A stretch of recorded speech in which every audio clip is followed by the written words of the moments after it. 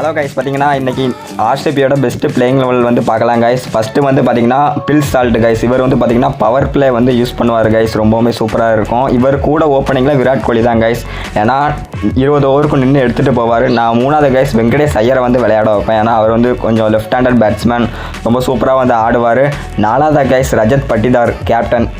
இவரும் கொஞ்சம் நல்லா கேப்டன் பண்ணார் போன வருஷம் ஆர்சிபி கப் அடிச்சுது.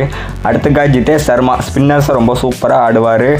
அப்புறம் கைஸ் நம்ம சொல்லவே வேண்டாம், டிம் டேவிட் இவராக இருக்கட்டும். இவர் எண்டிங்கில் வந்தாலே 2 ஓவர் நின்று பொழந்தெடுப்பாருன்னு தான் சொல்லணும்.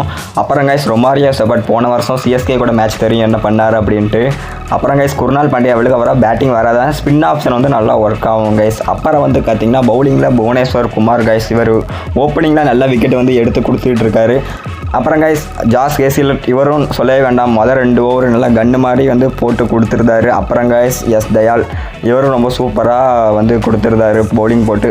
அப்புறம் கைஸ் இதில் வந்து பார்த்திங்கன்னா என்னோட பெஸ்ட்டு பிளேயிங் லெவல் தான் நான் சொல்லியிருக்கேன். உங்களோட பிளேயிங் லெவல் என்ன அப்படின்னு மறக்காமல் கமெண்டில் சொல்லுங்கள்.